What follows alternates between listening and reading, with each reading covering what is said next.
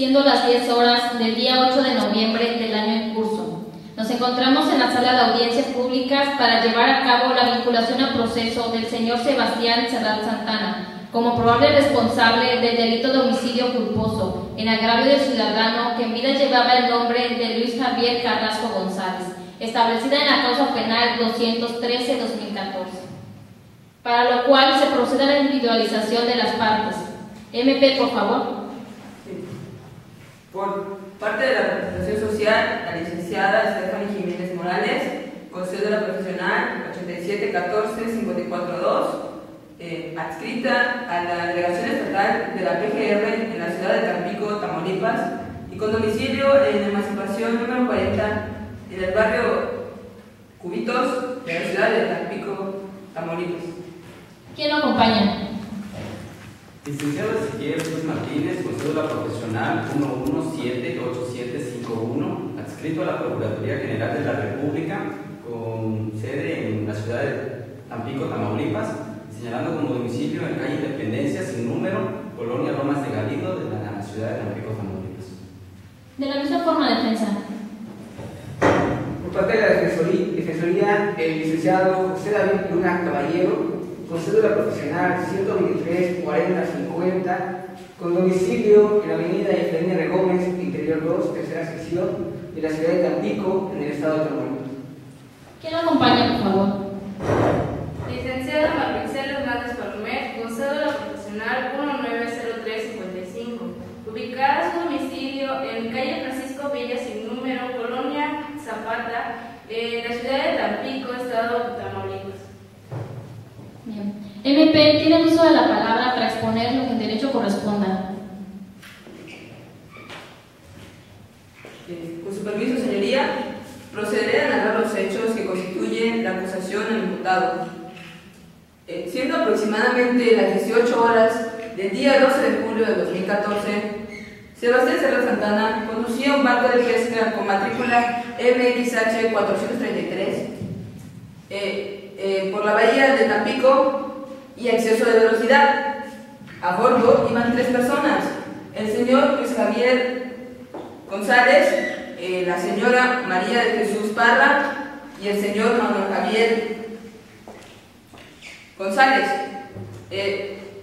Esto se corrobora con la declaración del propio imputado, quien reconoce haber llevado a esas 3 personas en un paseo turístico, y además por la declaración de la víctima, quien afirma también el viaje, y además que el capitán que conducía la embarcación es el hoy imputado y que lo hacía a exceso de velocidad, siendo que por el exceso de velocidad que conducía el imputado no se dio cuenta que en su trayectoria y aproximadamente a unas 3 millas náuticas de la costa había unos arenales. Giró el timón intempestivamente. Si bien el imputado es un hombre con mucha experiencia en el manejo de embarcaciones, además de contar con estudios en diferentes escuelas en la materia, pasó por advertida la probable existencia de estos arenales, pues como declara el capitán del puerto, cualquier hombre de experiencia sabe que estos arenales pueden aparecer porque se generan debido a las mareas y los fuertes vientos. Entonces, cuando el imputado giró el timón, provocó que la embarcación volcara y chocara contra el arenal, proyectando al señor Luis Javier y a su amigo Manuel Javier al mar. Esto se corrobora por la declaración de la víctima, quien dice haber visto cómo su marido y su amigo caían hacia el mar, y además por la declaración del capitán del puerto, quien tras haber recibido una llamada acudió al lugar del choque, en donde se encontró con la víctima, con el imputado, entre los restos del barco. Cuando el señor Luis Javier cayó al mar, se golpeó fuertemente la cabeza, lo que le ocasionó un traumatismo craneoencefálico que a la postre le ocasionó la muerte. Se corrobora esto con la necropsia realizada en la agencia, además de la declaración del agente de policía Rosalía Ruiz, quien declara que tras haber recibido una llamada acudió a la capitanía del puerto, donde se encontraba un joven y la hoy víctima.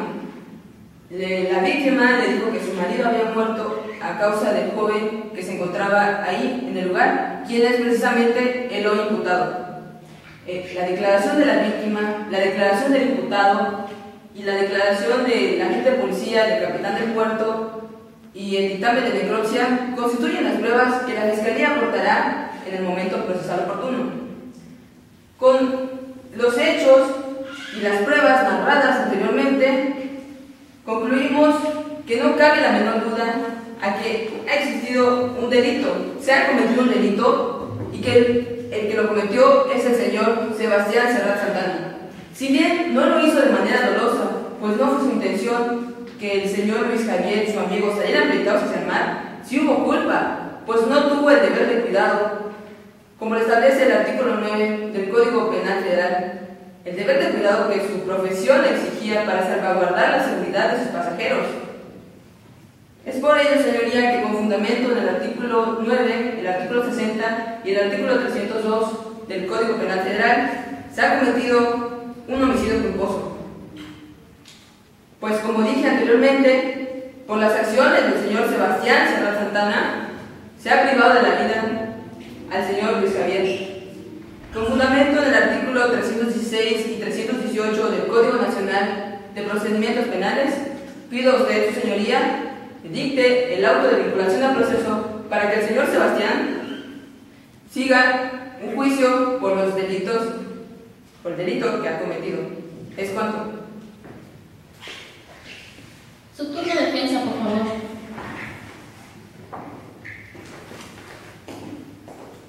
Como saben ya, su señoría, nadie es jurídico penalmente responsable por el simple resultado. Estamos reunidos en esta audiencia para argumentar la improcedencia al auto de vinculación al proceso en contra del señor Sebastián Serrat Santana, quien injustamente ha sido acusado del delito de homicidio culposo. En contraposición a lo que manifiesta el Ministerio Público, no concurrieron los hechos como lo señalan. En virtud de que mi cliente, señor Sebastián Serrat Santana, el pasado 12 de julio del presente año, se encontraba navegando un barco de pesca por la bahía de Tampico, a petición de su jefe, el señor Manuel González Álvarez, teniendo a bordo a 3 pasajeros: al hoy fallecido Luis Javier Carrasco González, al señor Manuel Javier Sánchez Caloca y a la señora María de Jesús Parra González, esposa del fallecido. Después de su viaje, caída la tarde en el mar, decidieron regresar. Antes de eso, el señor Carrasco se acercó a mi cliente para solicitarle que se dirigieran al puerto costeando, a petición de su esposa, a lo cual, por supuesto, se negó, pero por las constantes amenazas del señor Carrasco en dejarlo mal con su jefe, al señor Serrat, accedió. Navegando, chocaron contra un arenal. No es como dicta el Ministerio Público que se encontraba el señor Serrat navegando el barco a un exceso de velocidad, no, sino que esos arenales provocados por la madre naturaleza fueron los que produjeron tan terrible accidente, que el barco se volcara y cayera el señor Carrasco y los demás pasajeros. Ante el trágico accidente, cuando comenzó el señor Serrat a oler el diésel, empezó a sacar la lancha de emergencia, pues estaba consciente que en ese momento lo principal era auxiliar a los demás pasajeros, para después intentar cerrar la válvula de combustible arriesgando su vida y que no se produjera un peor escenario. Su señoría, contrario a lo que argumenta el Ministerio Público, el capitán de puerto, Manuel González Álvarez, podrá corroborar en su momento procesal oportuno que efectivamente no es normal que existan ese tipo de arenales en esas zonas, y que cuando llegó la capitanía, el señor Serrat estaba auxiliando a los demás pasajeros. El conocimiento de la formulación de los arenales no depende de que si un hombre es de mar o no, como afirma el Ministerio Público. No se puede prevenir a ciencia cierta las variaciones de la naturaleza. El conocimiento de ello, ante la inexistencia de conocimiento por parte del Pretor y de la Carta Náutica, que no indicaron que existiera alguna zona peligrosa. Por lo tanto, dicho accidente se dio en contra de la voluntad del indefendido. De igual manera, en su momento procesal oportuno, se demostrará que el nerviosismo que declaran se debió a estar preocupado por los demás pasajeros, y no como argumento el Ministerio Público, que puede ser por sentirse culpable. Su Señoría, la prisión se creó como fin último de control social, en el que el Estado participa para encaminar a las personas que se han desviado de él y conducirlos al sendero de las costumbres y del orden público. No se creó para encerrar a personas inocentes, para encerrar a personas que tienen una estabilidad económica, que no han tenido anteriormente disputas con las leyes penales. Señores, debemos ser objetivos ante este juicio y no dejarnos llevar por supuestas argumentaciones que no tienen un gran fundamento. La libertad de un inocente está en riesgo. Es un infortunio lo sucedido. No podemos dejar de sentirlo como humanos, pero es inhumano que por lo sucedido se condene a un infortunado. Por todo lo anterior, Su Señoría, solicito la improcedencia a la vinculación a proceso. Es cuanto. Bien. Una vez escuchadas las manifestaciones de las partes, esta juzgadora decreta el auto de vinculación a proceso en contra de Sebastián Serrat Santana. Al respecto, MP, no sé si tenga algo que manifestar. Sí, Señoría. Adelante, por favor.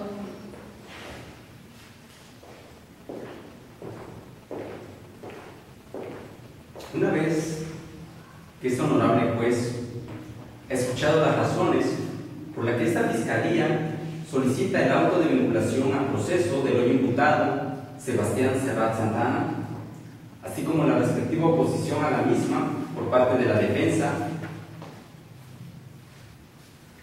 toca el turno ahora de la Fiscalía, como representante de la parte social, solicitar la imposición de la medida cautelar de prisión preventiva.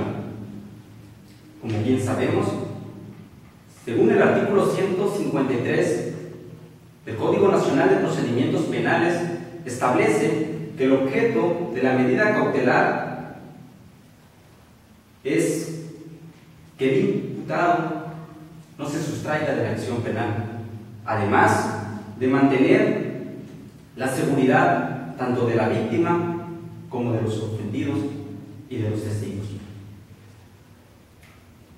Asimismo, en virtud del artículo 155 del Código Nacional de Procedimientos Penales, esta Fiscalía solicita la imposición de la medida cautelar de prisión preventiva para el señor Sebastián Serrat Santana. Es cuanto, Su Señoría. Defensa, al respecto, ¿tiene algo que decir? Sí, solicito permiso para la función de medidas cautelares. Adelante, por favor.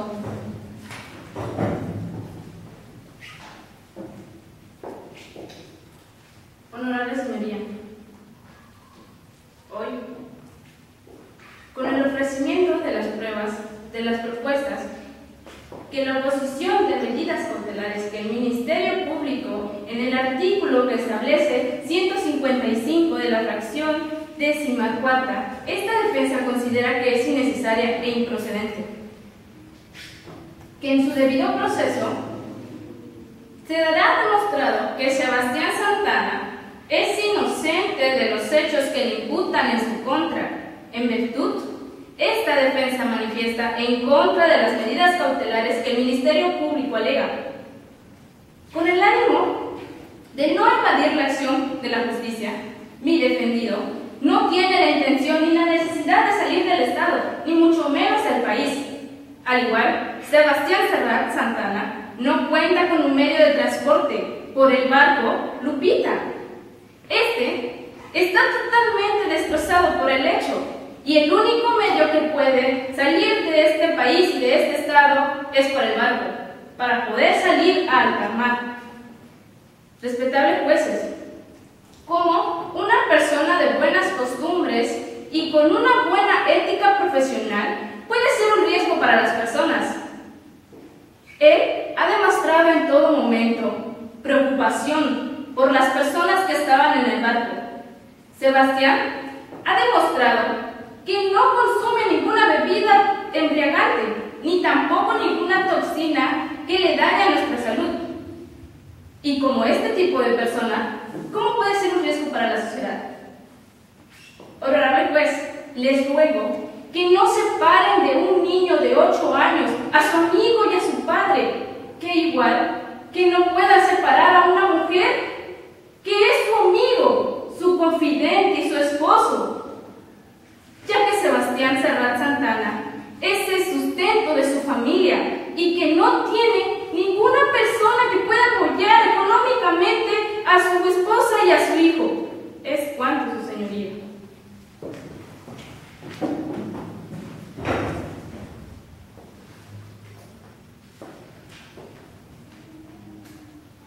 Ok, queda concluida la presente audiencia.